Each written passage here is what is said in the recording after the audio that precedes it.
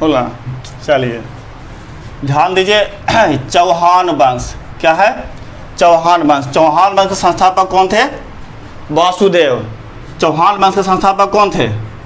वासुदेव। और वासुदेव ने चौहान वंश की राजधानी कहाँ बनाई? अहिच्छत्र। कहाँ बनाई? अहिच्छत्र। चौहान वंश के संस्थापक कौन हुए? वासुदेव। और इसने अपनी राजधानी कहाँ बनाई? अहिच्छत्र, जो आज के राजस्थान में पड़ता है। कहाँ पड़ता है? आज के राजस्थान में, और कुछ भाग इसका पाकिस्तान में भी आ जाता है। समझे ना? ये तो फिगर मैप बताएंगे तो पता चल जाएगा। ध्यान दीजिए, इसके बाद आए अर्णोराज। कौन आए? अर्णोराज। इसके बाद कौन आए? अर्णोराज। इसके बाद कौन आए? अर्णोराज। ध्यान दीजिए, इसके बाद कौन आए? अर्णोराज। पहली बात तो इसके संस्थापक कौन बने? संस्थापक वासुदेव बने। और वासुदेव के बाद कौन आए? अर्णोराज। अर्णोराज, ध्यान दीजिए, अर्णोराज इसके सबसे प्रतापी शासक बने। अर्णोराज इसके सबसे प्रतापी शासक बने। अर्णोराज इसके सबसे प्रतापी शासक बने। ध्यान दीजिए, हल्ला नहीं कीजिए, बैठिए आराम से। रखिए ना, कोई दिक्कत नहीं भाई, रखिए ना उसको। अर्णोराज कौन बने? अर्णोराज। अर्णोराज के दरबार में एक कवि रहते थे। अर्णोराज के दरबार में एक कवि रहते थे, उनका नाम था विग्रहराज फोर विसल देव। अर्णोराज के दरबार में एक कवि रहते थे, उनका नाम था विग्रहराज चौथा विसल देव। विग्रहराज, इनके दरबार में एक कवि रहते थे, वो संस्कृत के विद्वान थे। किसके विद्वान थे? संस्कृत के विद्वान थे। उनका नाम क्या था? विग्रहराज। विग्रहराज चौथा विसल देव। इतना बड़ा नाम है, डरना नहीं है, ध्यान देना हम लोग को कि अर्णोराज जो था इस वंश का सबसे प्रतापी शासक बना, और इसके दरबार में एक संस्कृत विद्वान आते थे, उनका नाम था विग्रहराज चौथा विसल देव। और ये संस्कृत के बहुत बड़े विद्वान थे, और इसने एक पुस्तक लिखी थी हैरी केली। क्या लिखा था? हैरी केली। तो क्वेश्चन पूछा है कि हैरी केली का लेखक कौन थे? तो विग्रहराज चौथा विसल देव। अब ध्यान दीजिएगा, विग्रहराज चौथा एक इंपॉर्टेंट काम किए थे। यहाँ से क्वेश्चन उठता है, हम लोग को क्वेश्चन बार बार आता है कि 2.5 दिन का झोपड़ा। क्या है? 2.5 दिन का झोपड़ा। दिन का झोपड़ा का निर्माण किसने करवाया था? झोपड़ा का निर्माण किसने करवाया? किसने करवाया? समझे ना? तो क्वेश्चन आता है, इसका आंसर अगर 2.5 दिन का झोपड़ा का निर्माण पूछे तो इसका आंसर हो जाएगा कुतुबुद्दीन ऐबक। क्या हो जाएगा? कुतुबुद्दीन ऐबक। अब ध्यान दीजिए, यहाँ पे ये 2.5 दिन का झोपड़ा क्या है? ये एक मस्जिद है। क्या है? मस्जिद है। लेकिन यहाँ पे 2.5 दिन का झोपड़ा पे मस्जिद से पहले एक विद्यालय था। क्या था यहाँ पे? एक विद्यालय था। क्या था? विद्यालय, यानी स्कूल था। 2.5 दिन का झोपड़ा पहले क्या था? स्कूल था। उसका निर्माण विग्रहराज चौथा ने करवाए थे। कौन करवाए थे? विग्रहराज चौथा ने करवाए थे। जो 2.5 दिन का झोपड़ा आज है ना, वहाँ पे मस्जिद है, और उसका निर्माण कुतुबुद्दीन ऐबक ने करवाया। वहाँ पे सबसे, और उससे पहले क्या था? स्कूल था, जिसका निर्माण किसने करवाए थे? विग्रहराज चौथा ने करवाए थे। ठीक है। अब यहाँ पे ध्यान देना हम लोगों को कि इसके बाद आ गए पृथ्वीराज तृतीय। इसके बाद कौन आ गए? पृथ्वीराज तृतीय। और यहाँ से थोड़ा सा ध्यान दीजिएगा, यहाँ से बहुत इंपॉर्टेंट क्वेश्चन उठता है, यहाँ से मजा भी हम लोग को आएगा। तो अर्णोराज के बाद कौन आए? पृथ्वीराज तृतीय। अर्णोराज के बाद कौन आए? पृथ्वीराज तृतीय आए। कौन आए? पृथ्वीराज तृतीय। और इन्हीं का दूसरा नाम है पृथ्वीराज चौहान। इनका नाम आप लोग सुने होंगे, तो ये दोनों नाम एक ही है, पृथ्वीराज चौहान। कौन आए? पृथ्वीराज चौहान। तो ध्यान दीजिए, पृथ्वीराज चौहान इस टाइप से क्वेश्चन है। यहाँ पे देखिए, एक फिगर बनाते हैं, एक मैप बनाते हैं। यहाँ पे ध्यान दीजिएगा आप लोग। मार्कर नहीं है, मार्कर देखो तो हो गया।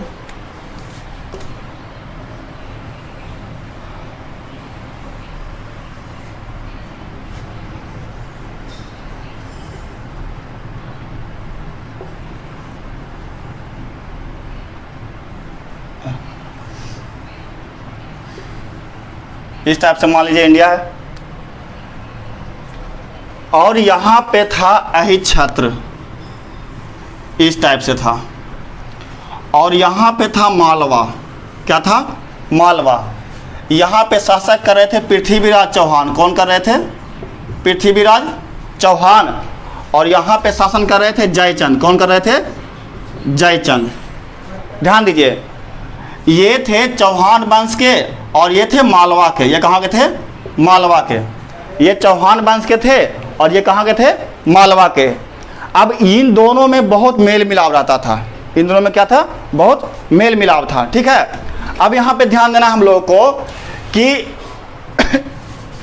पहले बहुत सारे लोग अरब आक्रमण इंडिया पर आक्रमण कर रहे थे। भारत पर बहुत सारे अरब लोग आक्रमण कर रहे थे और उनका आक्रमण का एक ही उद्देश्य था कि भारत को लूटना और यहाँ से चला जाना, उनका यहाँ पे शासन करना।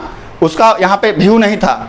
उसका व्यू क्या था कि भारत आएँ और यहाँ से लूट के बहुत सारा सोना, हीरा जवाहरात, धन दौलत सब लेके चले जाएँ। तो उस समय आक्रमण किया था मोहम्मद गौरी। कौन किया था? मोहम्मद गौरी।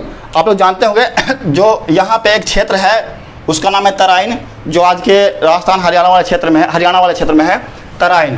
तो तराइन आप लोग को पता होगा कि तराइन का प्रथम युद्ध, कौन सा युद्ध? प्रथम युद्ध।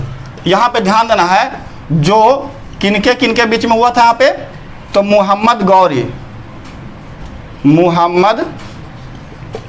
गौरी और पृथ्वीराज तृतीय वही चौहान के बीच। तो ध्यान दीजिए, इसमें इन दोनों ने मिलकर तराइन के प्रथम युद्ध में पृथ्वीराज चौहान और जयचंद दोनों मिलकर मोहम्मद गौरी को क्या किए? हरा दिए। क्या किए? हरा दिए। और ये हार कर फिर वापस अपने देश चला गया। ध्यान दीजिए, तो इस घटना के बाद एक इंपॉर्टेंट घटना यहाँ पे समझिएगा कि पृथ्वीराज चौहान, कौन? पृथ्वीराज चौहान। और उस समय मालवा के जो शासक थे जयचंद, इनकी एक पुत्री थी, उनका नाम था संयोगिता। क्या नाम था? संयोगिता। क्या नाम था? संयोगिता। उस समय उस संयोगिता जो थी पृथ्वीराज चौहान से प्यार करती थी। क्या करती थी? प्यार। इस टाइप से ध्यान दीजिएगा, जयचंद की जो पुत्री थी संयोगिता, इससे क्या करती थी? प्यार करती थी। और इनका जयचंद अपने पुत्री का स्वयंवर रचाने के लिए क्या किए ना, सभी देश के राजाओं को बुलाए अपने दरबार में, सभी देश के राजाओं को बुलाए। और इनको पता चला कि मेरी बेटी इनसे प्यार करती है, तो इनको बहुत खराब लगा, इनको ठेस पहुंचा। और इनको क्या किए कि जयचंद जो चाहते थे कि मेरी पुत्री की शादी पृथ्वीराज चौहान से ना हो, कोई दूसरे देश के शासक से हो। लेकिन संयोगिता इनसे क्या करती थी? प्यार करती थी। संयोगिता इसी से शादी करना चाहती थी, समझे ना। तो ध्यान दीजिए, तो जयचंद ने अपने दरबार में बहुत से प्रतापी राजाओं को बुलाया। मान लिया जाए उस समय दरबार इस टाइप से लगता था और यहाँ पे राजा होता था, और तो अन्य देश के राजा यहाँ पे आए इस टाइप से बैठे। तो जयचंद को पता चला कि संयोगिता जो है इससे पृथ्वीराज चौहान से प्यार करती है, तो इनको ठेस पहुँचा। तो इनको बेइज्जती करने के लिए इनका जो है मूर्ति दरबार के गेट पर लगा दिया गया, दरबारी के रूप में। कहाँ लगा दिया गया? दरबारी के रूप में। ध्यान दीजिए, यहाँ पे दरबारी के रूप में पृथ्वीराज चौहान का मूर्ति, समझ लिए कि यहाँ पे इस टाइप से गेट था और यहीं पे इनके दरबारी के रूप में पृथ्वीराज चौहान का मूर्ति लगा दिया गया। इनको सभी को न्योता भिजवाए, लेकिन इसको न्योता नहीं भिजवाए, ये आए नहीं। लेकिन संयोगिता ने साइड में जाके इनको एक पत्र लिखा कि मेरे पिता ने स्वयंवर के लिए सभी देश के राजाओं को बुला रहे हैं, जो आप भी आइए। पृथ्वीराज चौहान को बोले कि आप भी आइए। कौन बोली? संयोगिता। तो संयोगिता जब स्वयंवर के लिए माला लेके आई, पहले स्वयंवर होता था जैसे महाभारत में क्या है ना, स्वयंवर होता था और रानी अपने माला लेके डालती थी अपने जो राजा हुआ उसको देख के।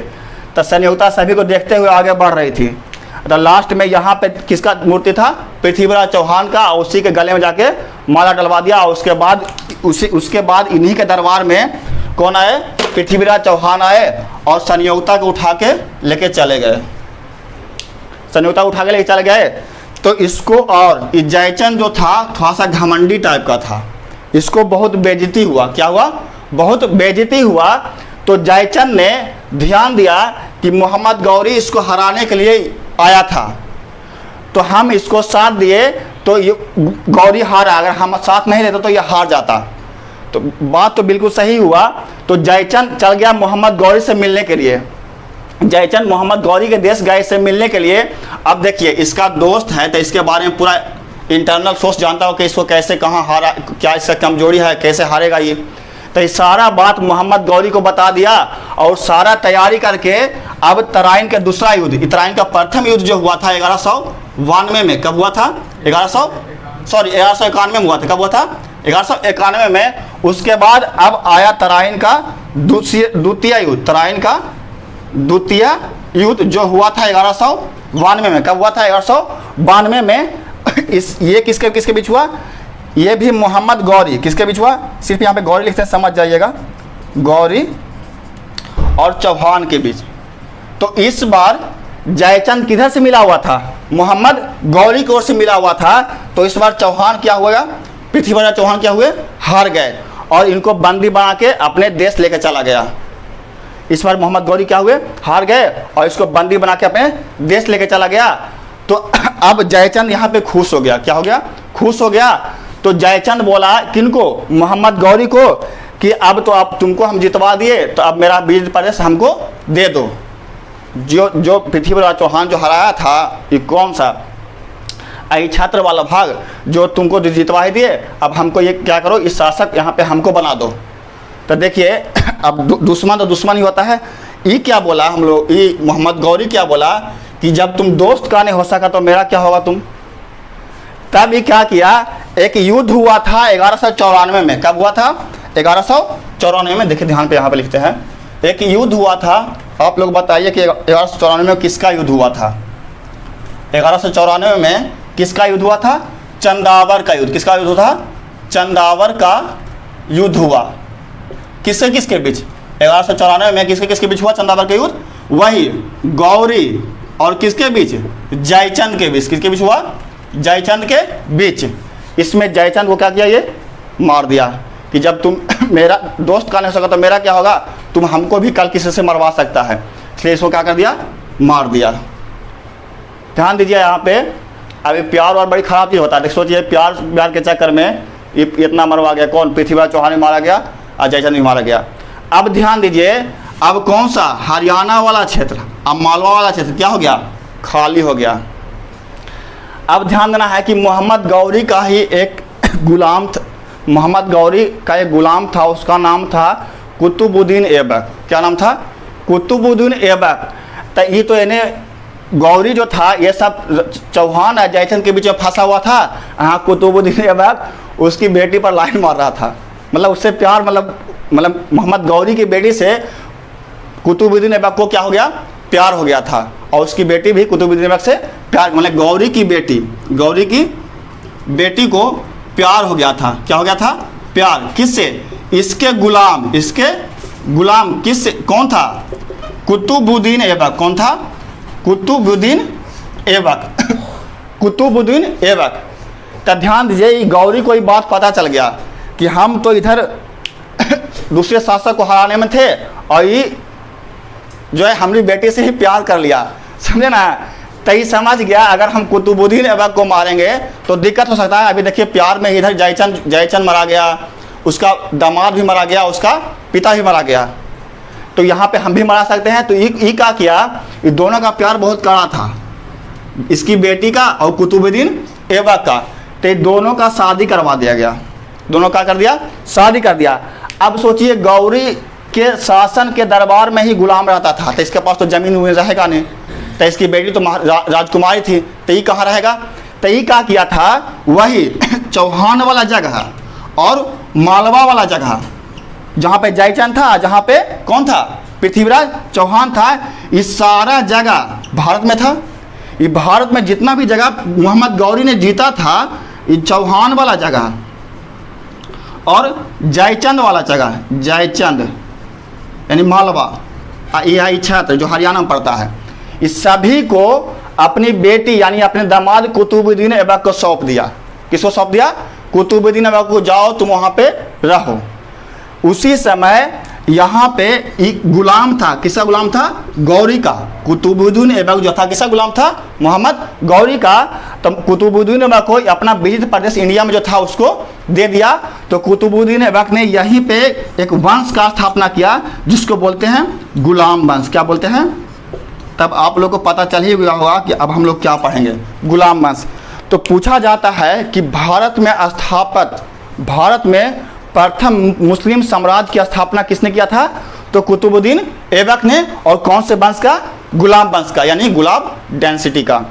अब ध्यान दीजिए, अब देखिए मुसलमान तो आना शुरू किया था 712 से ही, मोहम्मद बिन कासिम आया था, ये सब, तो वो सब सिर्फ आया था और लूट के चला जा रहा था। लेकिन यहाँ पे कुतुबुद्दीन ऐबक ने अपनी वंश का स्थापना किया, गुलाम वंश की। अब देखिए इसके आगे भी क्या होता है, इसका भी गुलाम था इल्तुतमिश। इसका गुलाम कौन था? कुतुबुद्दीन ऐबक गुलाम था, कौन था? इल्तुतमिश। कौन था? इल्तुतमिश। ये भी इसका गुलाम था। और यहाँ पे भी एक कुतुबुद्दीन ऐबक की बेटी थी और ये भी इससे प्यार कर लिया था, ये भी इससे प्यार कर लिया था। तो ये दोनों का भी शादी हो गया। तो इसके बाद गुलाम वंश का शासक कौन बना? इल्तुतमिश। कुतुबुद्दीन ऐबक के बाद गुलाम वंश का शासक कौन बना? ये भी ने इसको मरवाया। समझ ना कि रहने दो, ये सब लोचा हुआ आगे में कहीं फिर यहाँ पे हो जाए। तो ये भी, तो कुतुबुद्दीन ऐबक के बाद ऐसे बोला जाता है कि आराम सा आया था। कुतुबुद्दीन ऐबक के बाद गुलाम वंश का शासक कौन था? आराम सा, लेकिन बहुत कम समय के लिए रहा। फिर कौन आ गया? इल्तुतमिश। तो ध्यान दीजिए, यहाँ पे फिर से हम चौहान वंश के बारे में एक बार बोल देते हैं। हम लोग अब पढ़ेंगे अगले क्लास में गुलाम वंश। क्या पढ़ेंगे? गुलाम वंश।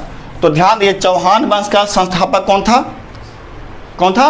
वासुदेव। कौन था? वासुदेव। उसने राजधानी कहाँ बनाया? अहिछत्र बनाया। कहाँ बनाया? अहिछत्र। अहिछत्र। उसके बाद कौन आया? अर्णोराज। कौन आया? अर्णोराज। अर्णोराज के दरबार में एक संस्कृत महान कवि आता था, उसका नाम क्या था? विक्रमराज चौथा विशलदेव। विक्रमराज चौथा विशलदेव। विक्रमराज चौथा विशलदेव, बहुत बड़ा नाम है। ओह, विग्रहराज। विग्रहराज चौथा विशलदेव। इसने एक बुक लिखा था संस्कृत भाषा में ही, हरिकेली। क्या लिखा था? हरिकेली। क्या लिखा था? हरिकेली। इसके बाद कौन आ गए? पृथ्वीराज चौहान। कौन आ गए? पृथ्वीराज चौहान। तो तराइन का प्रथम युद्ध, तराइन का प्रथम युद्ध कब हुआ? 1191 में।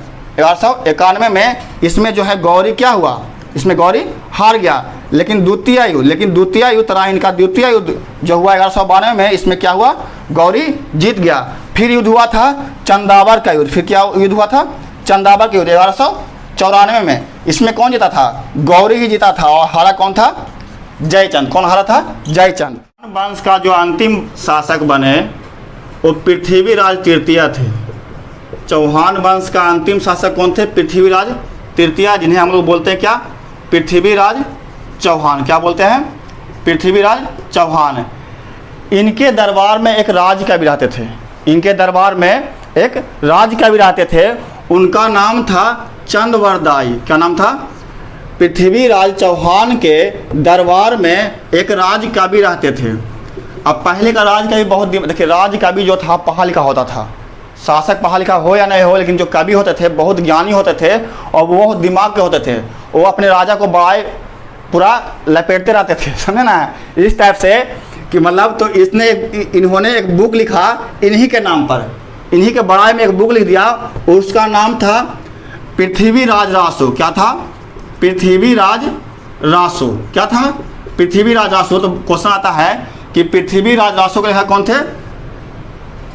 चंदवरदाई। क्या थे? चंदवरदाई। तो ध्यान देना है कि पृथ्वीराज चौहान के राजकवि कौन थे? चंदवरदाई। इन्होंने एक बुक लिखे थे पृथ्वीराज रासो अपने राजा पृथ्वीराज चौहान के ऊपर। और पृथ्वीराज चौहान जो इस वंश के लास्ट शासक बने। बस आज इतना ही। बाकी कल क्लास में वीडियो अच्छा लगे तो लाइक और सब्सक्राइब ज़रूर कीजिएगा। धन्यवाद।